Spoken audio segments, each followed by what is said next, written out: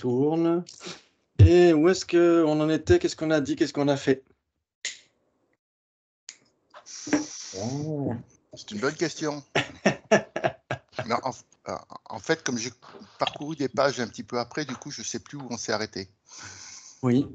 Alors, est-ce que vous vous souvenez qu'on est dans les perceptions directes? Oui, Tout à yogique. fait. Oui. Oui. Et très bien. Et perception directe yogique en particulier, oui. Et on est en train de discuter justement par rapport à est-ce que il faut nécessairement dire qu'une perception yogique est une hétérocognition pour la distinguer de l'autocognition, ouais. Très bien. Donc juste des petites diapos juste pour essayer de reprendre un petit peu ces conditions objectales, tout ça. Ouais, on va.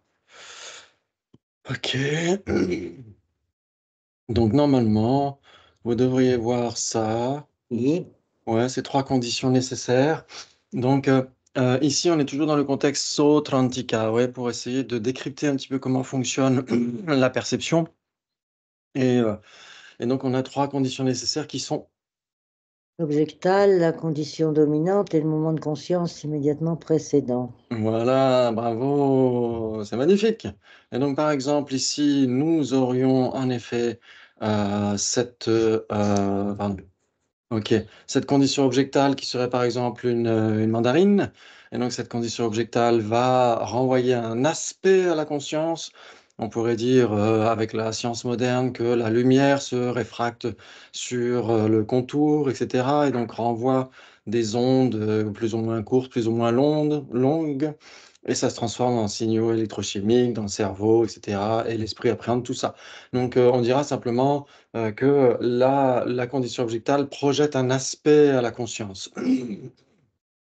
Après, il peut y avoir des débats par rapport à est-ce que l'impermanence subtile elle-même projette un aspect à la conscience ou pas. Il peut y avoir des débats là-dessus. Ça, c'est quelque chose qu'on aurait pu approfondir, mais peut-être on verra ça plus tard. Ok. Très bien. Et donc, ça, c'est la condition. Ensuite, vous avez la condition dominante non commune, c'est la faculté visuelle.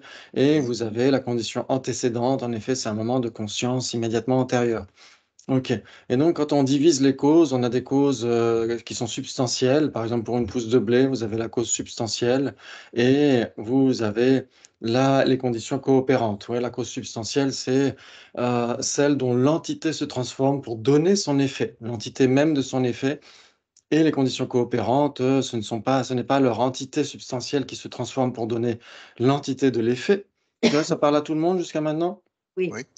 Ok. Et donc, parmi les trois conditions qui engendrent une perception, d'après ce que dit Serme Kensuri Poche, c'est la condition antécédente qui est la cause substantielle. Ouais. Et donc, la condition antécédente dont l'entité même se transforme pour donner la conscience appréhendant son objet. Ouais, les conditions coopérantes, on dira à ce moment-là, c'est la condition objectale, le fruit lui-même, dans le cas d'un fruit, et la faculté visuelle dans le cas d'une perception visuelle. Ouais. Ok. Et donc, on s'était posé la question plusieurs fois, est-ce que la cause substantielle, c'est toujours la même? Oui, quand il s'agit d'une perception visuelle, on a toujours une conscience visuelle qui est là, on a toujours un moment de conscience qui est là, sauf bien sûr quand on se réveille. Quand on se réveille ou imaginons quelqu'un qui sort d'un samadhi, etc. Dans ce cas-là, c'est vraiment spécifique. Mais dans notre journée habituelle, on a un courant de conscience visuelle. Et c'est ce courant de conscience visuelle qui pourra être la cause antécédente d'un nouveau moment de perception visuelle. Ouais. Donc dans ce cas-là, on peut dire oui, en effet, la cause substantielle, elle partage une même nature avec son effet. Vous avez par exemple une perception visuelle d'un fruit, par exemple comme ici, là, et donc la perception visuelle, la conscience visuelle va devenir la condition antécédente d'une nouvelle perception visuelle, si vous regardez une table. Ouais. Donc dans ce cas-là, tout va bien. C'était par rapport à la conscience mentale qu'il y avait un problème. Ouais. La perception mentale directe, et ça posait problème. Mais en fait, comme la conscience visuelle elle-même, c'est du mental, elle peut très bien être la cause substantielle d'un moment de perception mentale directe. Ouais, ça pose pas de problème. Pas trop, un petit peu plus, mais pas trop. Par contre, pour l'autocognition, c'est là où ça pose question. On s'était posé la question la dernière fois. Donc là, est-ce que il y avait des trucs intéressants aussi par rapport... Ok, donc on avait la condition objectale, ok. Condition dominante, ok. Ensuite, on avait la condition antécédente et vous avez l'effet qui est la perception visuelle, ok. Et donc, pour l'autocognition, elle fait l'expérience de la perception elle-même, de la conscience elle-même, ouais. Et donc, dans le texte, on dit que sa condition... comment c'est marqué d'ailleurs? Je vais relire ça. C'était à la page 98 qui disait, et la condition dominante non commune de l'autoperception qui en fait l'expérience a pour condition dominante non commune une faculté mentale. Oui, donc on dira qu'en effet, la conscience visuelle qui observe une mangue, par exemple, c'est le dernier moment de cette perception visuelle, et ensuite vous allez avoir une perception visuelle qui appréhende une table, par exemple. Ouais, ok. Et donc, l'autocognition, on va faire l'expérience de la conscience visuelle appréhendant cette table. Hmm. Ouais, et donc elle aura eu pour condition dominante non commune le moment de perception visuelle immédiatement antérieur qui aura appréhendé le fruit. Pourquoi pas? On pourrait dire ça. C'est une solution qu'on pourrait trouver. Ouais. Mais ce qu'il ne faut pas oublier, le problème, c'est que entre les deux, il pourrait y avoir ce moment de perception mentale directe. Ouais. Donc, dans ce cas-là, pourquoi pas? Est-ce que la perception mentale directe, la conscience mentale, ce moment de conscience mentale pourrait être la condition dominante de cette autoperception? Pourquoi pas? Ouais. Ça veut dire que dans ce cas-là, on aurait un moment de perception mentale directe. Cette conscience mentale serait la cause de plusieurs trucs. Elle serait la cause de de l'autocognition qui fera l'expérience de la conscience visuelle qui suivra. Ouais? Non? Oui. Est-ce que En ça tant, joue ou pas? en tant que quoi? En tant que condition antécédente? Oui, elle sera à la fois la condition antécédente et la condition dominante. Ça veut Ah, dire qu'elle c'est peut, ça. elle produira plusieurs effets dans le sens où elle produira l'entité de l'effet, donc en tant que cause substantielle, et elle produira la condition, l'autocognition, qui va prendre appui sur cette conscience mentale. Cette conscience mentale sera sa condition dominante. Et donc, ça pourrait être une solution pour expliquer pourquoi le texte parle de ça, dans le sens où il parle de la condition dominante non commune, qui est une conscience mentale, ouais, qui Hmm. est une faculté mentale, C'est ça. ouais, une faculté mentale. Donc, parce que si on disait en effet que, par exemple, vous avez ce premier moment de conscience visuelle qui appréhende une table, et donc ce premier moment de conscience visuelle qui appréhende une table a nécessairement une autocognition, vous êtes d'accord? Oui. Ouais. Et donc, ce premier moment de conscience visuelle qui appréhende une table ne peut pas être la condition dominante de cette autocognition, parce que ça voudrait dire que ce premier moment n'aurait pas d'autocognition, puisque c'est la cause de l'autocognition. Hmm. Ouais. Ok. Donc ça, c'est peut-être un truc qu'on pourrait mettre de côté pour une fois prochaine, mais c'est pas très grave. Ok, très bien. Salut Sabine, bienvenue. Ok, donc ensuite, on avait parlé des différents supports pour la perception yogique. Ouais. Ok. Et donc, vous savez qu'on a en effet les Shravaka, les Patyeka-Buddha et les Mahayanistes. Ouais. Mhm. Ok. Ça, vous le savez déjà. Oui. Ok, super, très bien. C'est très bien. Et on s'était arrêté où à la page 99 alors? Alors ça, j'ai Ouais, pas- ok. Oui, je crois que c'est 99. Ok. Très bien, très bien, très bien. Ok. Et donc, on pourrait relire ça, cette partie-là. Lorsque les perceptions directes yogiques sont divisées, elles sont au nombre de trois. Celle des Shravaka, les auditeurs, celle des Pratyeka Buddha et celle des Mahayanistes. Ouais. Ok. Donc, les Mahayanistes, pourquoi? Vous vous souvenez pourquoi on avait dit Mahayanistes?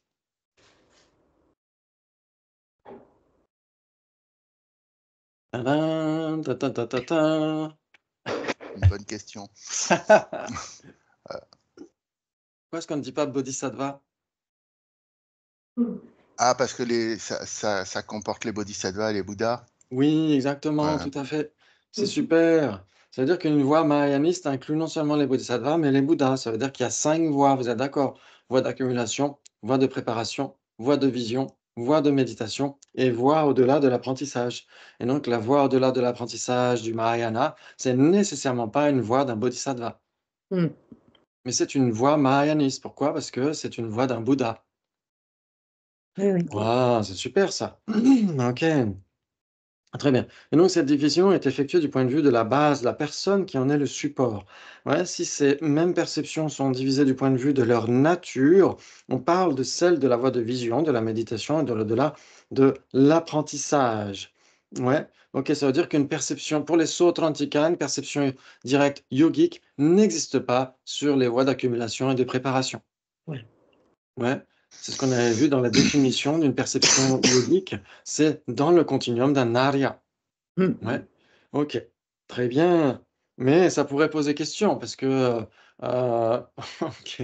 En fait, chez les sauts Atlantica, ça pose pas trop de questions parce qu'il y a 3 véhicules finaux. Ouais, ça veut dire que quand on entre dans un véhicule, on finit ce véhicule et on n'entre pas dans un autre véhicule. Ouais.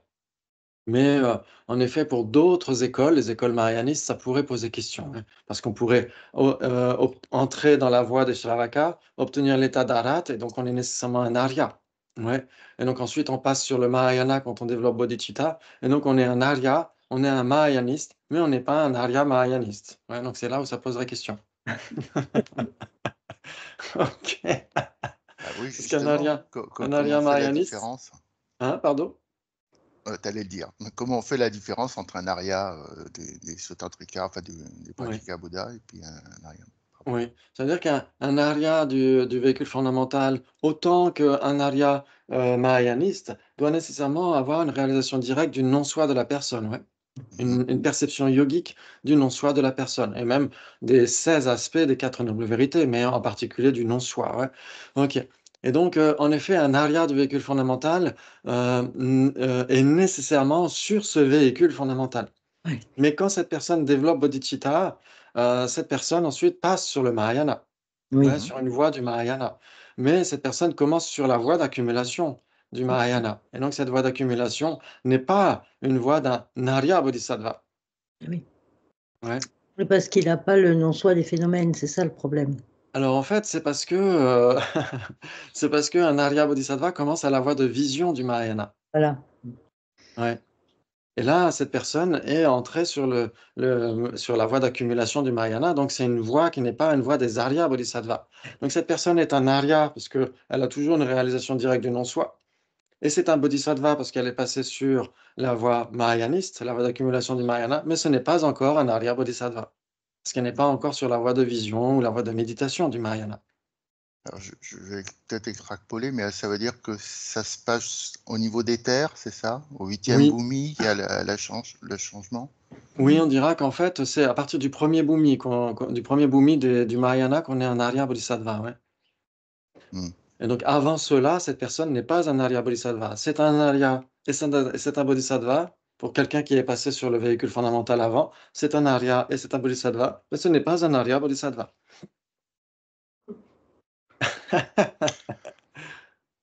Hmm. Ouais. Donc, on verra quelque chose. Pardon, Pardon, oui. ça veut dire qu'avant le premier bhumi, la réalisation, elle est seulement intellectuelle, en fait. Alors, si on parle en effet de quelqu'un qui est entré sur le Mahayana dès le départ, mais si quelqu'un est passé sur le véhicule fondamental avant d'arriver sur le Mahayana, cette personne aura de toute façon une réalisation non conceptuelle du non-soi, ouais. Hmm. Et du non-soi de la personne uniquement. Oui, exactement. Exactement. Ouais. Et donc, en effet, cette personne, peut très bien être, un aria. Par exemple, on dira par exemple, OK, on dira par exemple, que c'est tout à fait possible aussi pour les yogacaras swatantrika, les sautrantika swatantrika et cetera. C'est tout à fait possible aussi, ouais, que cette personne n'ait besoin que de réaliser le non-soi de la personne pour être un arya et même pour, ensuite, pour être sur la voie mahayaniste, développer bodhicitta et avoir eu l'état d'arya avant, c'est tout à fait possible, ouais, pour ces écoles mahayanistes.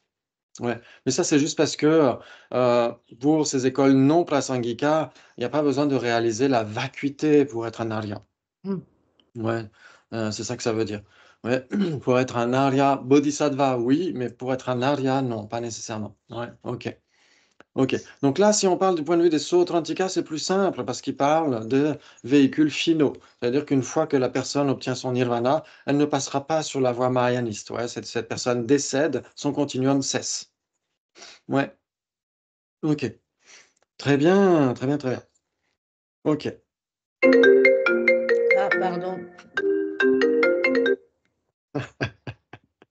Très bien, très bien. Ok, divisé sous l'angle de leurs aspects, il y aurait 16. Il y en aurait 16 selon les 16 aspects des 4 nouvelles vérités que vous connaissez par cœur. Les 4 premiers, je connais. Impermanence, souffrance, vide et non-soi. Bravo, bravo Gina. Oh là là, c'est magnifique comme un mantra. Paf, paf, paf, paf. Impermanence, souffrance, vide et non-soi. Exactement. Impermanence, anitya. Souffrance, dukkham. Ensuite, vide, shunya. Et non-soi, anatmaka. Exactement. C'est super. Et ensuite, on a les vraies origines. Les vraies origines, on a quoi? On a Là, pardon, cause. Oui, excuse-moi, oui, parce que la dernière fois, on en avait parlé. J'ai cherché dans Dharmapédia, là, enfin, hmm, j'ai pas trouvé les définitions des 16 vérités, ou je suis pas sûr de les avoir trouvées. Il me oui, semble que tu avais dit que tu avais une liste que tu pouvais oui. fournir. Il me semble que c'était dans sous la vidéo. J'ai dû mettre le lien sous la vidéo de ce texte. C'est dans l'introduction de Is Enlightenment Possible? C'est une traduction du deuxième chapitre du Pramanavartika. Et comment il s'appelle? Roger Jackson, je crois qu'il s'appelle comme ça, le traducteur, a donné ces 16 aspects. Ouais. En Je regarderai. bref.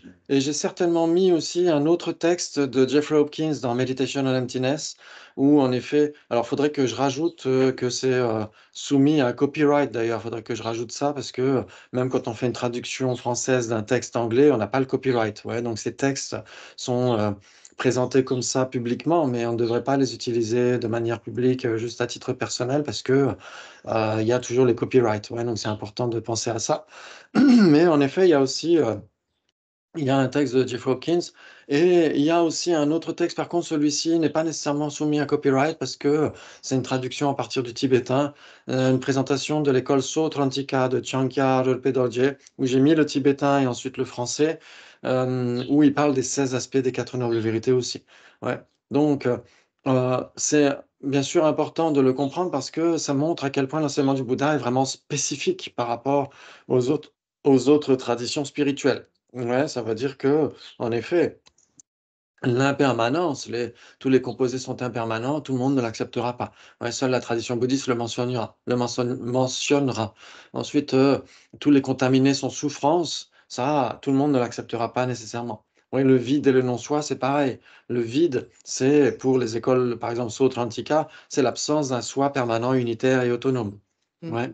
Et donc ça, les autres écoles vont accepter au contraire cela. Ouais, les écoles non bouddhistes, l'Atman, c'est une personne ou un soi de la personne permanent, unitaire, autonome. Et le non-soi, c'est l'absence de soi autosuffisant et substantiel, ouais, pour les écoles non prasangika.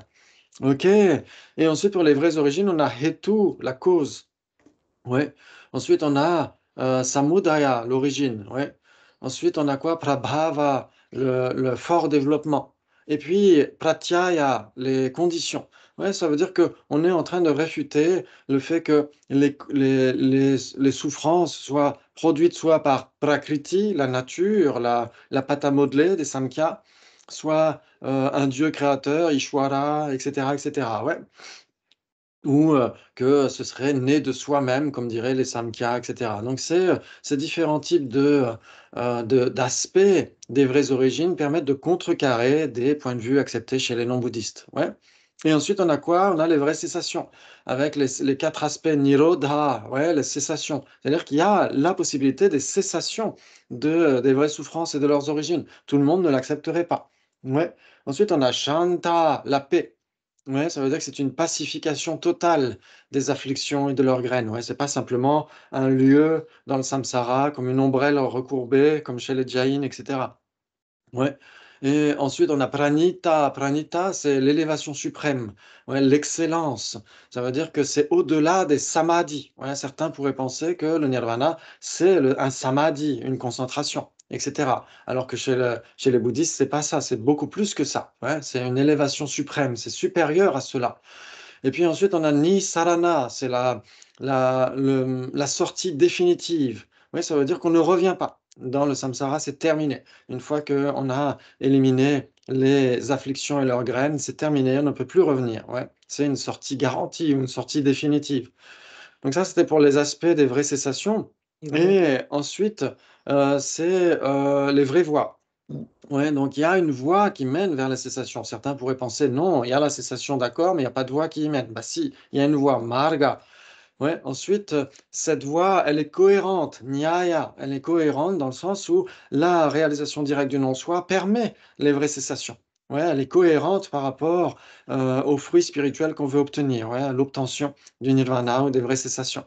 Ouais, ensuite, elle accomplit cela, pratipad, elle accomplit cela, elle accomplit parfaitement cela, ouais, parce qu'il y a une corrélation naturelle entre le fait de réaliser directement le non-soi et le fait d'obtenir les vraies cessations. Ouais, ou le fait d'accomplir les vraies cessations. Et puis enfin, niryanika, ça veut dire que c'est la délivrance certaine. Ça veut dire que ces vraies voies permettent, en effet, sans sans aucun doute, d'obtenir les vraies cessations. Ouais, donc on a les 16 aspects des quatre nobles vérités qui permettent de réfuter des vues fausses par rapport à ces quatre nobles vérités. Ouais, ça vous parle? Oui. Ok, bravo, bravo, c'est magnifique. Très bien. Ensuite, comment établir que les perceptions directes yogiques existent? Ah, c'est une bonne question, ça. Si la sagesse qui connaît le non-soi est cultivée sans être séparée des conditions de méditation, une perception extrêmement claire de l'objet de méditation peut être atteinte, une réalisation directe, non médiatisée par une représentation conceptuelle.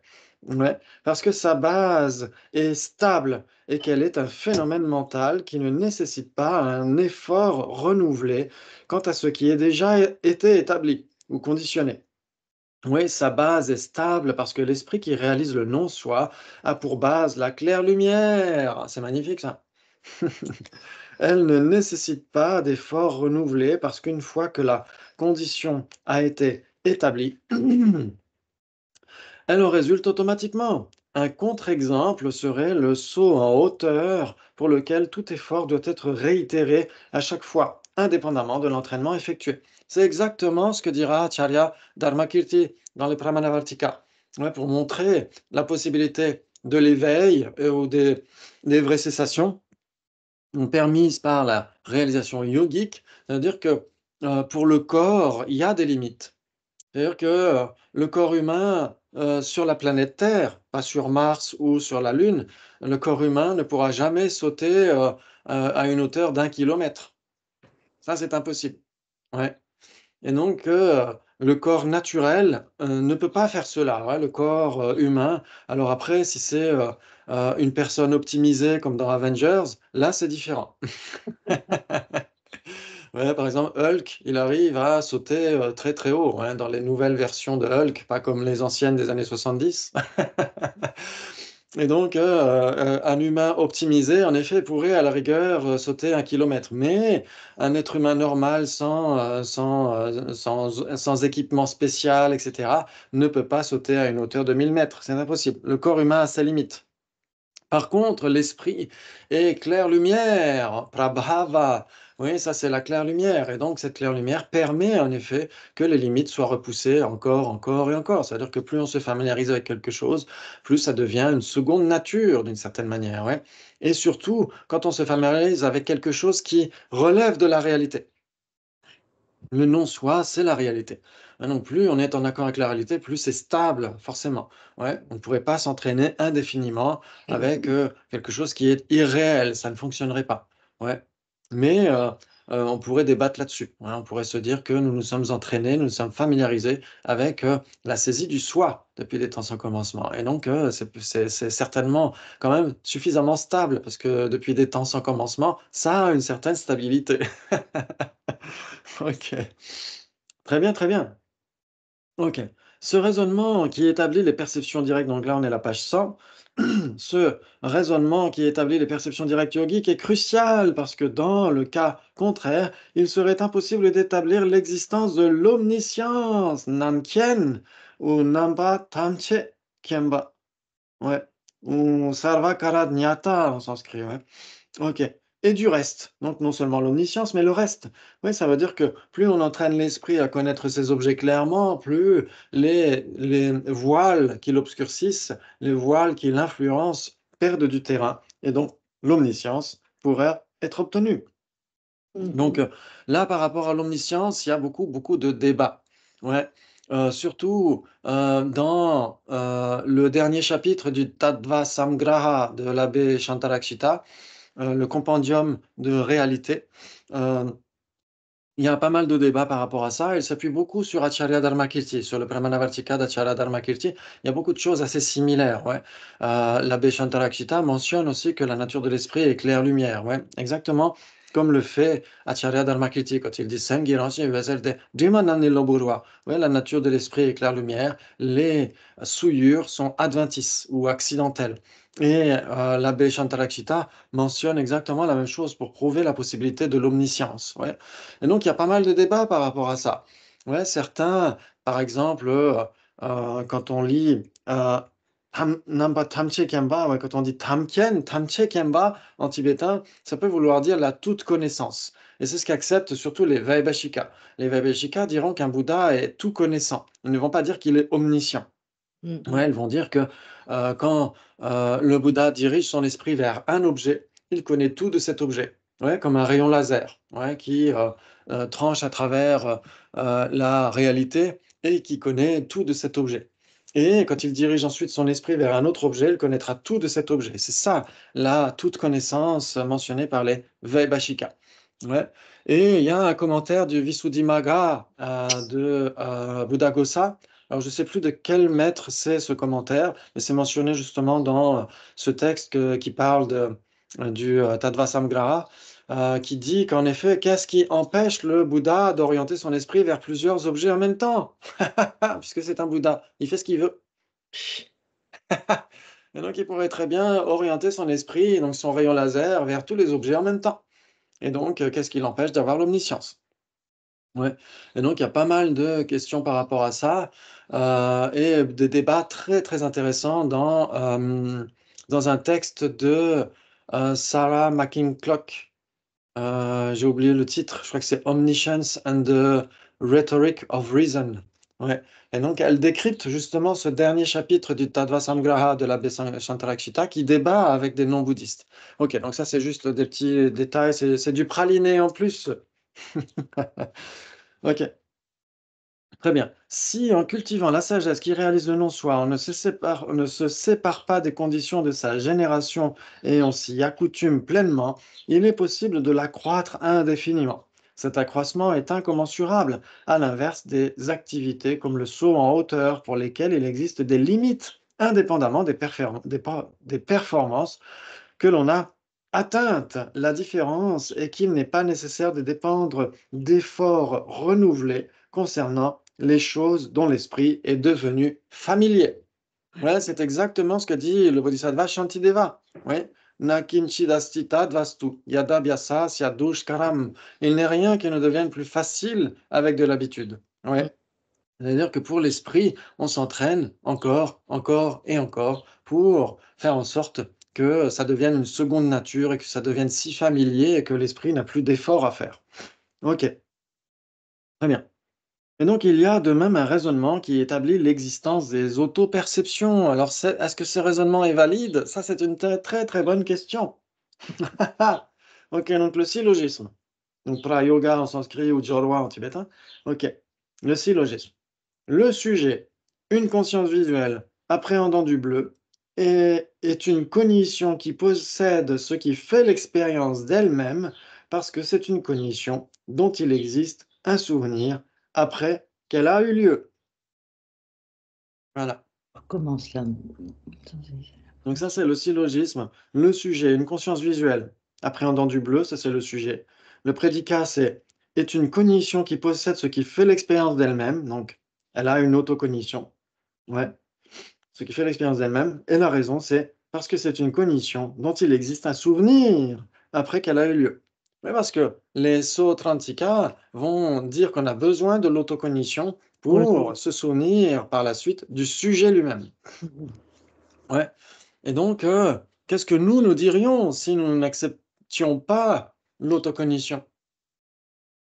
Est-ce que nous dirions la raison n'est pas établie? Est-ce que nous dirions pas d'implication? L'implication est opposée ou j'accepte? Est-ce que vous accepteriez? On dirait qu'il n'y Non. a pas d'application. Il n'y aurait pas d'implication. Ça veut dire qu'en effet, nous avons bien le souvenir. Par exemple, vous observez du bleu et après, par la suite, vous ferez comme Titi et Gros Minet. Ah, oh, oh, j'ai vu du bleu. Mais Ouais, vous pourrez. Ouais. quand on a une cognition inattentive, par exemple du bleu, là, Ah! Et là, en effet, c'est un très bon argument. Imaginons qu'on ait une cognition inattentive du bleu. Est-ce qu'on aura le souvenir d'avoir perçu du bleu après? Non. Exactement.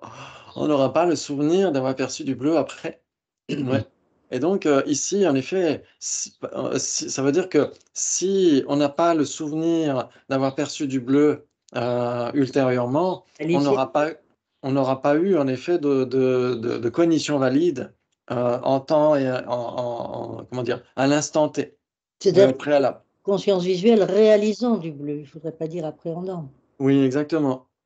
Exactement. Donc, il faudrait dire, en effet, réalisant du bleu. Ouais, tout à fait. Sinon, vos arguments seraient tout à fait valides. On pourrait dire, bah, une conscience visuelle peut très bien appréhender du bleu sans le réaliser. Et donc, elle devient une cognition inattentive. Et dans ce cas-là, on n'aura pas de souvenir par la suite. Donc ça, c'est intéressant, en effet. Ouais, ça, il faudra que je le corrige. OK, il faudra mettre une note. Exactement. Alors, juste le temps de trouver un stylo. Parfait. OK. Et donc, par contre, si en effet on a une conscience visuelle qui réalise du bleu, on devrait nécessairement en avoir le souvenir après, non? OK. Et donc, dans les meilleurs cas, parce qu'on pourrait très bien appréhender, même réaliser du bleu, passer à autre chose, faire tout un tas de trucs, et puis 20, 40 ans se passent. Et après 40 ans, est-ce qu'on aurait nécessairement le souvenir d'avoir vu du bleu ou appréhendé du bleu? Pas nécessairement. Oui, donc on pourrait se poser la question aussi, on pourrait se dire, ça dépend du laps de temps entre la cognition valide initiale et la cognition subséquente. OK, très bien. Mais imaginons que ce soit pas très longtemps après et que on ne soit pas un poisson rouge. Dans ce cas-là, alors il paraît que les poissons rouges ont quand même des souvenirs, hein. Non, ça c'est autre chose. OK. Très bien. Et donc, OK, donc le syllogisme, c'est de dire, il y a nécessairement une autocognition parce que nous avons le souvenir d'avoir réalisé du bleu par la suite. Ouais. Et donc nous, on dirait: «Oui, pas d'implication, c'est pas parce qu'on a le souvenir». Alors nous, prasangika, par exemple, mais si nous clamons être sautrantika, on dira: «J'accepte». Accepte. Ouais, mais si on est prasangika, voire même vaibhashika, on pourrait très bien dire: «Non, ce n'est pas, il n'y a pas d'implication. Ce n'est pas parce que la raison est établie qu'elle prouve le prédicat. Ouais, ce n'est pas parce qu'on a le souvenir du bleu qu'il y a nécessairement une autocognition, au préalable». Ouais, OK. Très bien et donc ça dépend de quelle école, dans quelle école on se situe. Ouais, donc cette preuve ou cette raison est mise en avant par tous les systèmes philosophiques qui soutiennent l'existence de l'autocognition, à savoir le Sautrantika, le Chittamatra et le Yogacara Swatantrika. Ouais, ok, donc là en sanskrit c'est l'inverse, ouais, c'est Yogacara Swatantrika. Ok, très bien, donc ces écoles acceptent l'autocognition. Ouais, ok. Le Vaibhashika, le Sautrantika, Swatantrika et le Prasangika, Madhyamaka, n'acceptent pas ou ne soutiennent pas l'existence de l'autocognition. Ouais, donc c'est comme ça qu'on peut les répartir, ces écoles. Ouais, c'est-à-dire, on pourrait dire, on pourrait les répartir selon plusieurs groupes. Il y a des écoles du véhicule fondamental et il y a des écoles mahayanistes. Ouais, il y a des écoles qui n'acceptent que le non-soi de la personne et il y a des écoles qui acceptent le non-soi de la personne et le non-soi des phénomènes. Ouais, on pourrait les répartir comme ça. Et on pourrait dire, bah, il y a des écoles qui acceptent l'autocognition et des écoles qui n'acceptent pas l'autocognition. Ouais. Et donc, c'est tout à fait possible aussi. Ouais, on pourrait les diviser selon plusieurs catégories. Ouais. Ok, très bien. Très bien, très bien. C'est magnifique ça. Et donc le Vaibhashika, le Sautrantika, Swatantrika, le Prasangika ne soutiennent pas l'existence de l'autocognition. Ok, très bien. Et donc les Vaibhashika, pourquoi est-ce qu'ils ne l'acceptent pas? Parce que les Vaibhashika n'acceptent pas l'aspect. Ouais. Ouais, ils disent qu'on a une perception dénuée d'aspect. Il n'y a pas d'aspect qui est projeté à la conscience. Ouais, ils vont dire que, en fait, les Vaibhashika vont dire que non seulement la conscience appréhende son objet, mais aussi la faculté. Ouais, c'est la faculté aussi qui appréhende son objet. Mais les autres écoles, à partir des Sautrantika, vont dire non, la faculté, elle n'appréhende rien. Ouais, par exemple, ce n'est pas parce qu'une cellule photoélectrique réagit au mouvement qu'elle appréhende le mouvement.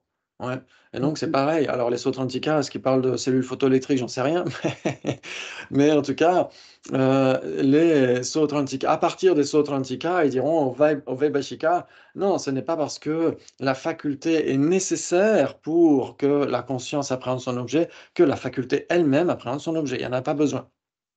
Ouais, mais les Vaibhashika disent que la faculté appréhende son objet. Pourquoi? Parce que la conscience est immatérielle. Et comme la conscience est immatérielle, elle est partout et nulle part, d'une certaine manière. Donc, qu'est-ce qui empêche de percevoir ce qui est derrière le mur? Ouais, si la conscience est immatérielle, rien ne devrait l'empêcher de passer à travers le mur et de savoir ce qu'il y a derrière le mur. Mhm. Ouais. Et donc, les Vaibhashika vont dire qu'est-ce qui empêche la conscience de faire cela? C'est qu'elle est associée à la faculté qui, elle, est de la forme et donc qui fait obstruction, qui l'empêche de passer derrière le mur. Et donc, cette forme aussi appréhende son objet. D'une certaine manière, c'est comme ça que les Vaibhashika diront. Et donc, ils diront il n'y a pas besoin de l'aspect. Ouais. Et donc, s'il n'y a pas d'aspect, il n'y a nécessairement pas d'aspect appréhendant. Et la Mhm. définition de l'autocognition, c'est l'aspect appréhendant. Donc, s'il n'y a pas d'aspect, il n'y a pas d'autocognition. Pas de bras, pas de chocolat. Oui, c'est ça. Ok. Et ça, c'est intéressant. Mais pour les autres écoles, il y a un aspect. Ouais. Et donc après, pour les Prasangika, ça pose plus question, hein, d'après ce que dit Geshe Dreyfus. Mais c'est intéressant de savoir dans quel texte l'aspect est mentionné ou pas. Ouais, est-ce qu'il est réfuté ou pas, etc., etc. Mais en tout cas, en général, on dira que toutes les autres écoles acceptent une perception avec un aspect. Ouais. Ok. Et donc, euh, l'aspect appréhendant, c'est ça l'autocognition. Ouais, mais les Sautrantika, soit tantrika, ne vont pas accepter l'aspect. Ouais. Ils vont dire que tout simplement, on se souvient de la situation elle-même, on va dire. Ouais, quand on se souvient d'un objet, on se souvient de la situation elle-même. Et donc, dans ce cas-là, on se souvient du contexte. Ouais. Et donc, en se souvenant du contexte, on se souvient de l'objet lui-même. Je crois que c'est comme ça que c'est défini que c'est expliqué chez les Sautrantika, soit tantrika. Ouais. Et les Prasangika vont utiliser l'analogie de l'ours, le nounours, dans le chapitre 9 de Bodhisattva Shantideva. Oh là là, c'est trop magnifique. Et donc, ils vont dire que c'est par ricochet, en fait. C'est-à-dire que les Prasangika diront que on n'a pas d'objet de cognition valide sans cognition valide. Et inversement. Ouais, pas de bras, pas de chocolat. Si on n'a pas de cognition valide, on n'a pas d'objet de cognition valide. Si on n'a pas d'objet de cognition valide, on n'a pas de cognition valide. C'est exactement ce que dit Nagarjuna dans le Vaidarya Sutranama, ouais, dans son traité dialectique qui s'appelle Finement tissé. Ouais, il débat avec les dialecticiens en leur disant il n'y a pas de pramana sans prameya. Il n'y a pas de prameya sans pramana. Ouais. Donc les deux existent de manière en dépendance mutuelle. Ouais, la cognition valide et son objet. Et donc ça veut dire que si on se souvient de l'objet, par ricochet, on se souvient nécessairement d'avoir été témoin de cet objet. Nécessairement. Ouais, parce qu'il ne peut pas y avoir de cognition valide sans objet connu par une cognition valide. Ouais, donc les Prasangika diront on se souvient implicitement du sujet en se souvenant explicitement de l'objet. Ouais, et donc ils diront il n'y a pas besoin de l'autocognition, il n'y a pas besoin de se percevoir en train de percevoir un objet pour ensuite se souvenir de soi-même, euh, euh, se souvenir de soi-même comme ayant été le témoin de cet objet. Ouais, ça joue? Oui, oui. Ok, à peu près. À peu près. Ok, très bien. Donc ça, on y reviendra quand on étudiera le chapitre 9 à Genève. Voilà, il faudra venir, Sabine. Ok, très bien. Très bien, très bien. OK. Et donc, OK. Donc il n'existe pas de source univoque sur le fait que les Sautrantika qui suivent les Écritures, c'est-à-dire ceux qui suivent l'Abhidharmakosha d'Acharya Vasubandhu, soutiennent ou non l'existence de l'autoperception. Ouais, parce qu'en fait, il y a les Sautrantika qui suivent le raisonnement, nous on s'appuie sur eux en étudiant l'Auric et cetera. Mais il y a aussi les Sautrantika qui suivent les Écritures, ceux qui suivent l'Abhidharmakosha Bhashyam de Acharya Vasubandhu, l'auto-commentaire. Ouais, parce que le trésor de connaissances, l'Abhidharmakosha lui-même, est du point de vue Vaibhashika. Ouais, mais quand il compose son auto-commentaire, le Bhashyam, c'est du point de vue Sautrantika. Et donc, le Sautrantika qui suit les Écritures. Et Ok, alors, qu'est-ce qu'ils font? Ils ne se prononcent pas sur ouais. l'autoconstruction. D'accord. Exactement. Ouais, alors justement, ici, la Rinpoche dit il n'y a pas de source univoque parce que certainement qu'Acharya Vasubandhu ne mentionne pas ça de manière très explicite dans son autocommentaire, mais la Rinpoche dit, s'appuyant sur le fait que de nombreuses assertions fondamentales du Sautrantika en général soutiennent l'existence d'objets externes et d'autoperception, la plupart des textes disent que les Sautrantika qui suivent les Écritures soutiennent l'existence de l'autocognition. D'accord. Ouais. Mais donc, mais tout le monde ne sera pas d'accord. Par exemple, Kunken Djamyangchepa, à la page 101, a dit le contraire. Mais son incarnation suivante, Kunchok Jime Wampo, a soutenu que c'est pourtant le cas. Donc, ils ne sont pas toujours d'accord avec eux-mêmes d'une existence à l'autre. J'adore. Et donc, Kunchok Jime Wampo, c'est celui qui a composé le Dukta Rinchen Tewa, ouais, la guirlande des vues philosophiques, ouais, qu'on étudie à Drepung Gomang, et aussi que commente le vénérable Geshe Damdul à Tibet House à Delhi souvent. Ouais. Ok, très bien. Ok, et que vénérable Otav Rinpoche avait commenté au Salève il y a quelques années. Très bien. Et donc, ok. Donc, Kuncho Jime Wangpo, l'incarnation suivante de Dhyamang Shepa, a soutenu que c'est pourtant le cas. Ouais. Donc, il est dit que les perceptions directes, autocognitives et yogiques doivent être des perceptions directes mentales. Donc, ça, c'est la suite du texte de Geshe Jampel Sampel ici. Ouais. Ok. Ok. Et donc, c'est là où ça pose question, en effet. C'est là où ça pose question. Parce que si on dit que une autocognition et une perception yogique sont des perceptions directes mentales, ça voudrait dire que leur condition dominante non commune est une faculté mentale. Oui. C'est ça qu'on avait dit. Oui, On alors, avait dit ça dès le départ, on était tous d'accord sur, sur cette distinction. Qu'est-ce qui fait une distinction entre une perception sensorielle et une perception mentale? Ce n'est pas l'objet, ce n'est pas la condition antécédente, c'est la faculté elle-même. Donc une faculté physique va engendrer une conscience sensorielle, une faculté mentale va engendrer une conscience mentale, une perception mentale. Ouais. Et là, maintenant, on est en train de dire que l'autocognition et la perception yogique seraient des perceptions directes mentales. Et donc, ça voudrait dire que leurs facultés respectives seraient des facultés mentales. ouais. Alors, pour l'autocognition, eh ben justement, Latine Rinpoche l'avait dit à la page d'avant, à la page 98, ouais. Il avait dit, et la condition dominante non commune de l'autocognition qui en fait l'expérience a pour condition dominante non commune une faculté mentale. Il l'avait déjà dit. Mhm. Il l'avait déjà dit. Et donc, en effet, il semble s'appuyer sur le texte de Geshe Jampel Sampel qui le dit clairement ici. Par contre, pour la perception directe yogique, ça pose question. Comment est-ce qu'un samadhi pourrait être une faculté mentale? Pourquoi pas? Ben oui, c'est ça la question. Parce qu'un samadhi, c'est quoi? Parce que vous vous souvenez que la définition de perception directe yogique, c'était quoi la définition? Condition transcendantale dans le continuum d'un arya qui a pour condition souveraine le samadhi, c'est-à-dire l'union de shamatha et de vipassana, hétérocognition si on veut. Voilà. Oui, exactement. Exactement. Oui, la définition donnée par Yongzin pour le Butchok, oui, c'était une hétérocognition dans le continuum d'Anarya qui est libre de conceptualisation et non erronée, forcément, puisque c'est une perception directe, et qui, on pourrait dire, une hétérocognition transcendante. Oui, il y en a qui disent simplement une hétérocognition. Ok. On pourrait dire, oui, une hétérocognition dans le continuum d'Anarya qui est libre de conceptualisation et non erronée, et qui est né en dépendance de sa condition dominante non commune, un samadhi qui est l'union de shamatha et de vipassana. Ouais. Mais la question, c'est de savoir si le samadhi est une conscience mentale, voilà, c'est tout. Alors, est-ce que c'est une faculté mentale? Ouais. Faculté mentale, pardon. Ouais, exactement. Oui, Sabine? Il y a une chose que je ne comprends pas. Pourquoi on dit, pour moi, une hétérocognition, c'était quelque chose qui était extérieur à soi.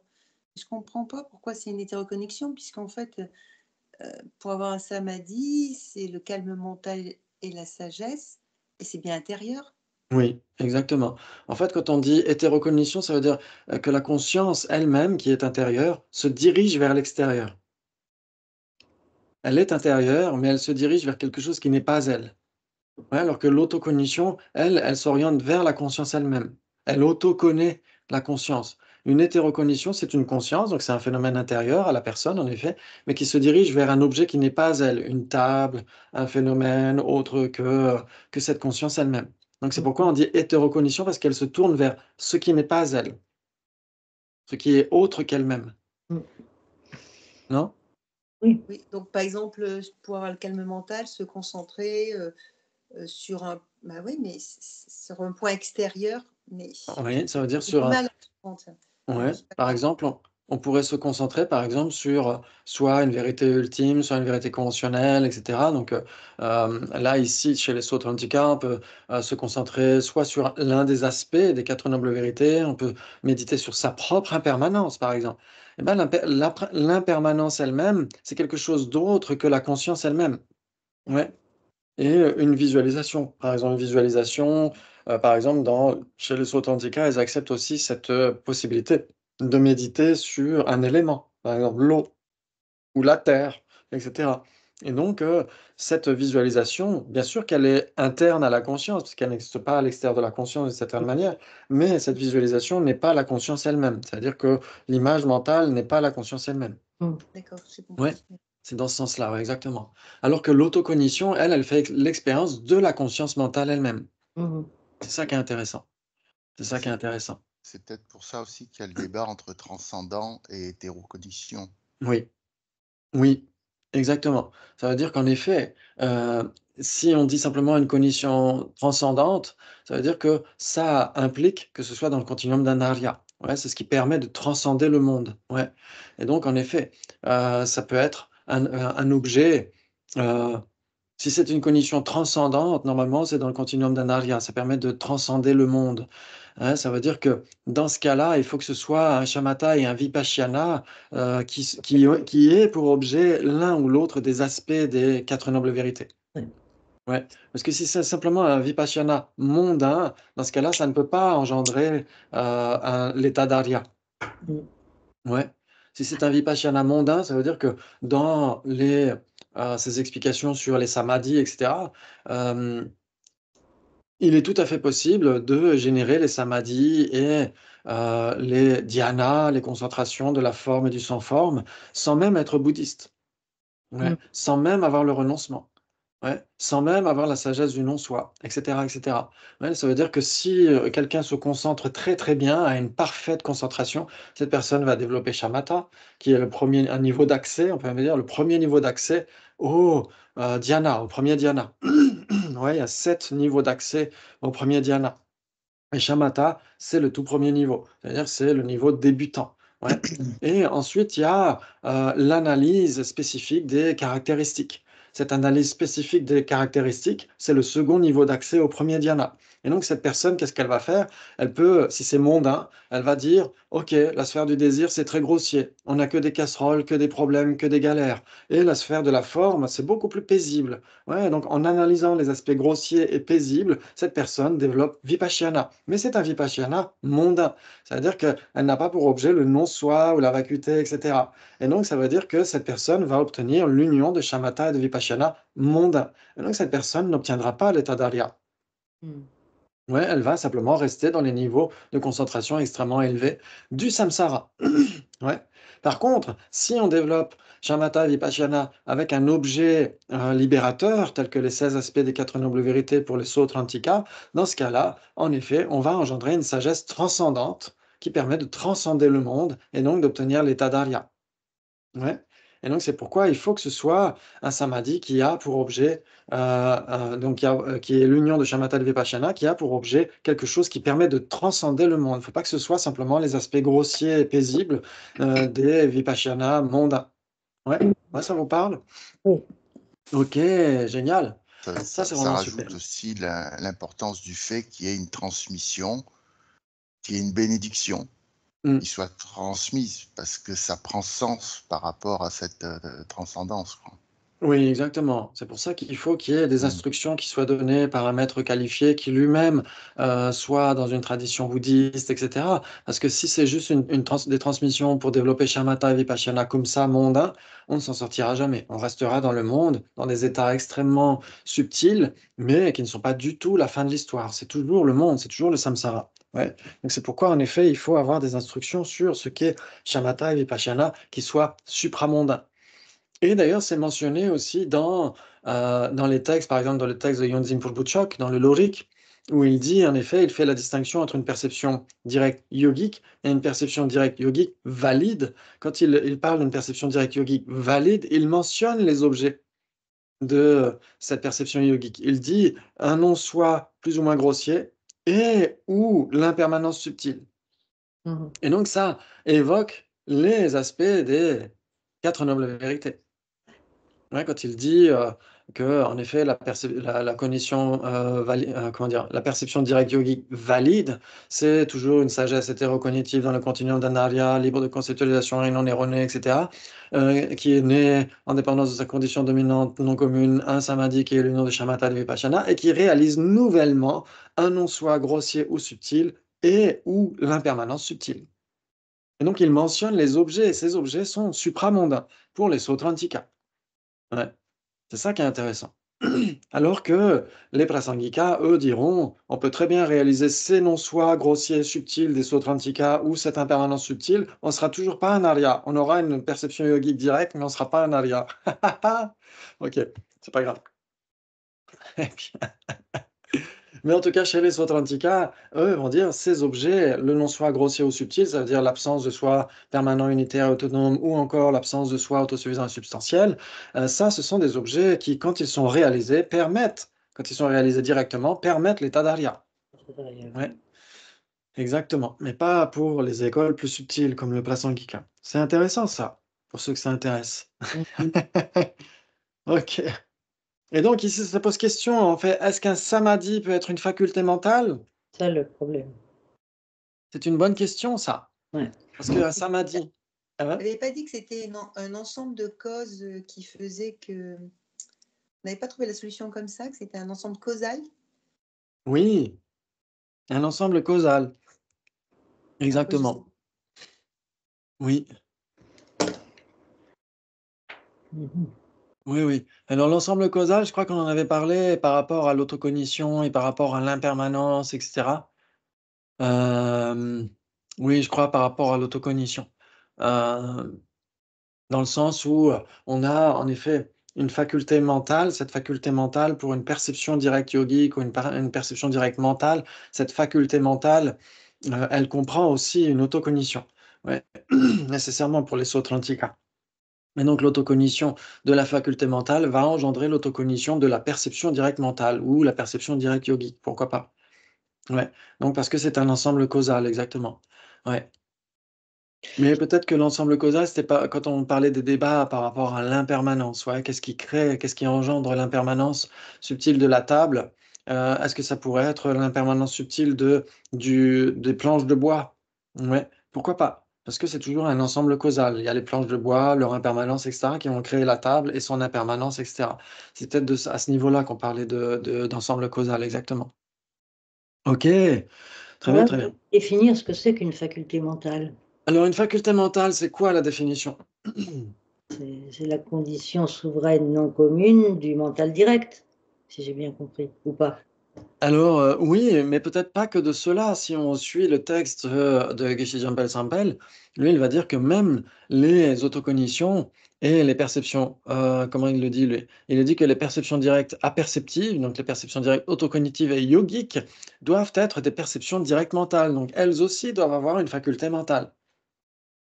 Ouais. comme condition dominante non commune. Mental. Si on veut répondre à cette question, il faut définir ce qu'est une faculté mentale. Ouais. Donc une faculté mentale, ça va être un moment de mental, c'est un mental qui va servir, qui va servir de condition dominante. Oui, Non d'accord, merci. commune. Mais Parce que un mental, c'est quoi? Un mental, c'est quoi? C'est équivalent à quoi, mental? c'est conscience, non? Oui, conscience, mental et esprit sont équivalents. Ouais. Mais alors, c'est le mental, c'est aussi ce qui peut suivre une perception sensorielle aussi. Donc, c'est ce qui permet de réaliser quelque chose. Donc, en fait, c'est juste ce qui est après. Donc, Oui, mais il faut pas oublier que même la perception sensorielle elle-même est un mental. Oui, c'est une conscience. Ouais, oui. exactement. Et le moment de perception directe mentale qui va suivre va être aussi un mental. Mm. Donc un mental qui va suivre un mental. Mhm. Ouais, sauf que le premier mental, lui, va être sensoriel et le second va être mental, va être une conscience mentale. C'est-à-dire qu'il y a une distinction fondamentale, fondamentale entre mental et conscience mentale. Ah ah, c'est pas pareil. Mhm. Mental et conscience sont équivalents, Oui, oui. mais mental et conscience mentale, il y a combien de possibilités? Ben, trois, sûrement. Si c'est mental, si c'est une conscience mentale, c'est mental, mais si c'est mental, c'est pas nécessairement une conscience mentale. Exactement. Waouh. Oui, mais ça définit pas ce qui est mental. Exactement. Et on n'est Donc, pas dans la définition de ouais. la faculté mentale, là. Mm. C'est ça. Oui, une faculté mentale, c'est nécessairement un mental qui va servir de condition dominante non commune à un événement cognitif ultérieur. Mm. Ouais. Alors, Parce on peut dire que que le samadhi est une faculté mentale à ce moment-là. on pourrait le dire, parce que le samadhi, c'est quoi? On pourrait dire d'une certaine manière, c'est un facteur mental. Ouais. Et un facteur mental est nécessairement une cognition. C'est un événement cognitif. Mm, mm. Et donc, de ce point de vue-là, pourquoi pas, pourquoi est-ce que ça ne pourrait pas être justement une faculté mentale? Pourquoi pas? Ouais. Ouais, En effet, parce qu'on verra à l'issue de ce texte, on verra, il y a des pages extrêmement croustillantes, extrêmement pralinées vers la fin du texte, où la Rinpoche pose la question entre cognition et cognition mentale. Il dit qu'il y a 4 possibilités. Ouais, et un samadhi, c'est une cognition. Ouais, et on pourrait même dire que c'est une cognition mentale. C'est nécessairement le cas, parce qu'un samadhi ne se trouve jamais dans une conscience sensorielle. ouais. Ouais, parce que ce n'est pas un facteur mental omniprésent. Ouais, Mm. un facteur mental omniprésent se trouve dans n'importe quelle conscience, sensorielle ou mentale. Alors que le samadhi, la concentration, c'est l'un des facteurs mentaux déterminatifs. Ouais, et cela, normalement, se trouve plutôt dans les consciences mentales. Ouais, et donc en effet, on dira que le samadhi, c'est une cognition mentale. Pourquoi? Parce que c'est un facteur mental qui se trouve dans l'entourage d'une conscience mentale. Oui, c'est une cognition mentale, mais est-ce que c'est une faculté mentale? C'est ça la question. Alors, c'est là où on pourrait se dire que, pourquoi pas? Si, grâce à ce samadhi, on a une perception directe yogique, dans ce cas-là, ce samadhi sera la condition dominante non commune et donc une faculté mentale, pourquoi pas? Ah, donc, si je comprends bien, il y a le mental qui est un état, il y a la cognition qui est un événement, et l'autre, c'est la capacité. Ce que tu viens de dire, c'est la capacité, c'est ça? Oui, on pourrait C'est dire ça. Alors, potentiel. un mental, État, c'est état événement et potentiel. C'est les trois idées que j'ai là derrière, c'est ça? alors on pourrait dire que, conscience, c'est aussi un événement. Ouais. Ok. C'est aussi parce que là, on est dans le règne de l'impermanent, ouais. Ça veut dire Ok. qu'une conscience, c'est impermanent, une conscience mentale, c'est impermanent, une faculté, c'est impermanent, ouais. On est dans le règne des conditions, ouais, dans des causes et des conditions et des effets et cetera. Donc tout cela, c'est de l'événement cognitif, on pourrait dire. Mais en effet, on pourrait dire que du point de vue du samadhi, qui est la condition dominante, c'est sa fonction, en effet. C'est à partir de cette fonction-là qu'on va lui donner ce titre de condition dominante. C'est exactement ça. Mhm. Ouais, parce que souvenez-vous, quand on avait parlé de la perception directe mentale, cette perception directe mentale, elle a aussi ces trois conditions. Ouais, elle a nécessairement la condition objectale, qui va être la forme appréhendée par la conscience visuelle immédiatement antérieure, elle a nécessairement une condition dominante et une condition antécédente. Du point de vue de leur entité, la condition dominante et la condition antécédente, c'est le même instant de conscience immédiatement antérieur. Mais du point de vue de leur fonction, comme dit Valli exactement, du point de vue de leurs fonctions respectives, elles vont être désignées d'un côté. Donc ce même instant de conscience va être désigné du point de vue de sa fonction comme étant une condition dominante, parce que c'est ce qui permet de définir cette perception directe mentale comme n'étant pas une perception sensorielle. Et du point de vue de la cause substantielle, c'est aussi la condition antécédente.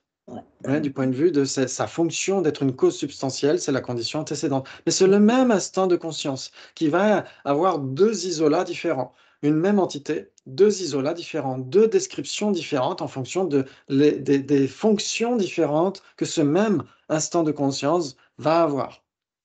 Oui, c'est ça. Oui, Sabine? Question, oui. Tu as dit que les facteurs omniprésents étaient présents dans toutes les consciences et les facteurs déterminants dont la concentration, est-ce que tous les facteurs déterminants ne sont présents que dans la conscience mentale ou il n'y a que la concentration? Oui, on pourrait dire que tous les facteurs déterminatifs, ouais, parce que ils comprennent, qu'est-ce qu'ils comprennent? Ils comprennent, qu'est-ce qu'ils comprennent? La mémoire, l'attention, Ah oui, comme ça? exactement. L'attention, exactement. L'attention, la concentration, la sagesse, mais aussi l'aspiration. Et il y avait quoi aussi? Et la foi, non? Non, la foi, pardon, elle fait partie des facteurs mentaux vertueux. Et donc, je vais regarder, c'est dans la liste qui se trouve au tout début du texte. Inspiration, concentration, sagesse. Ouais. Et donc, on a en effet, voilà, l'aspiration et la détermination ou la conviction. Ouais. L'aspiration, c'est dumba, exactement. Et mepa, c'est la conviction, la détermination. Ensuite, l'attention, la concentration et la sagesse. En effet, il serait difficile de dire que les consciences sensorielles possèdent ces facteurs mentaux, exactement. Comment est-ce que la conscience visuelle pourrait aspirer à quelque chose ou avoir la conviction de quelque chose, etc. Ouais. Ouais. En effet. En effet. Et donc, c'est aussi pourquoi c'est la conscience mentale qui doit méditer, parce qu'il n'y a que la conscience mentale qui peut générer ce facteur mental de concentration, ouais, et aussi de sagesse. Ouais, alors que les autres consciences qui ne sont pas mentales, les consciences sensorielles, celles-ci, comment est-ce qu'elles pourraient générer un samadhi et une sagesse? Ouais, donc c'est pourquoi il est très important quand on médite, de méditer sur un objet imputé, ça veut dire quelque chose de visualisé. Ouais, parce que c'est comme ça qu'on essaye de méditer. Ouais, par exemple, même quand on médite sur le souffle, on aurait tendance à se dire: «Faut méditer sur la sensation tactile du souffle au niveau des narines» et cetera, mais pas du tout, en fait. Ça, ce serait une conscience tactile et la conscience tactile ne peut pas méditer, elle ne peut pas engendrer la concentration, le samadhi et cetera. Donc c'est pourquoi on est censé visualiser le souffle qui rentre, qui sort et cetera, ou rester sur une image mentale quelle qu'elle soit, pour faire en sorte que ce soit bien la conscience mentale qui médite et pas, les consciences sensorielles. Elles ne peuvent pas méditer, elles ne peuvent pas obtenir l'éveil et cetera, ouais. Ça, c'est très important. Ouais. Donc, comprendre l'auric nous amène à comprendre des points très, très pragmatiques aussi du point de vue de l'entraînement spirituel, ouais. Mhm. Ouais, ça vous parle? Oui. Oui. OK, à moitié. OK. Donc, on pourrait dire en effet, pourquoi pas, que le samadhi, qui est un facteur mental, peut être une faculté mentale. C'est tout à fait possible, ouais.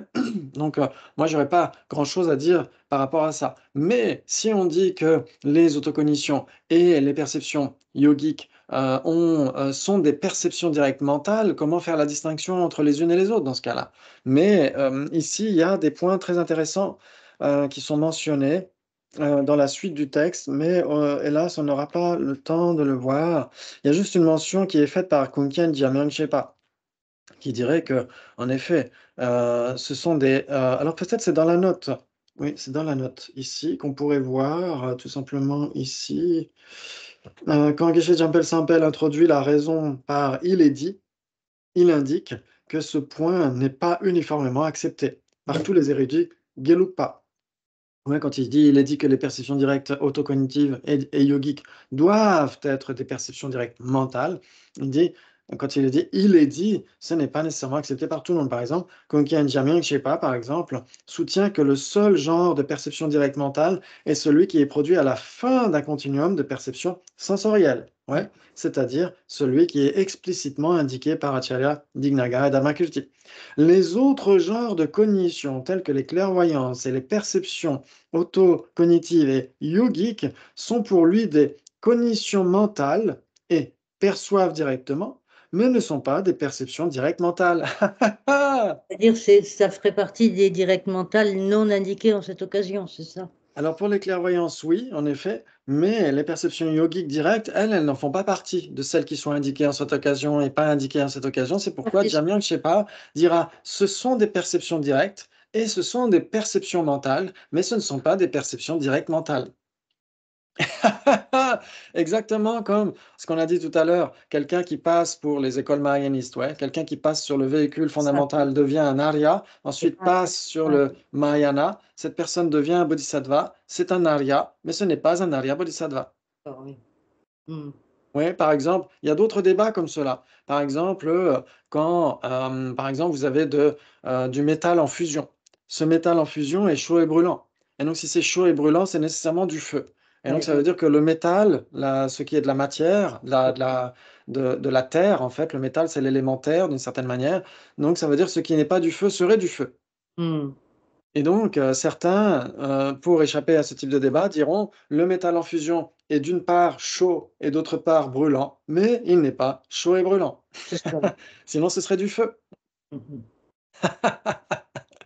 Ouais, c'est la même chose pour l'Arya qui est passé d'un véhicule à l'autre, qui passe sur le Mahayana. C'est un Arya et c'est un Bodhisattva, mais ce n'est pas un Arya Bodhisattva. Et là, c'est la même chose pour les perceptions yogiques décrites par Jamyang Shepa. Ce sont des perceptions directes, ce sont des cognitions mentales, mais ce ne sont pas des perceptions directes mentales. D'accord. C'est magnifique, ça. Oui. Enfin, Ok, merci beaucoup. Vous avez assuré une fois de plus. Et normalement, on se retrouve vendredi prochain, non? Je crois, hein? oui. Oui, c'est Ouais, vendredi. ok. Je ne serai pas là. Je serai pas là. Ah bon, comment est-ce possible? Je déménage. Si tu veux Ah, m'aider, pas de super! problème. Ah, je suis content pour toi, c'est super. Et donc, en tout cas, je crois qu'en avril, il y a tous les vendredis. Ouais, je crois qu'il n'y a pas d'exception en ce moment pour le mois d'avril. Et donc, à ce soir pour ceux qui viennent pour les débats. Ouh là là, ça va être Merci. super. Merci beaucoup. Ah. Excellente journée. Ciao, ciao, merci.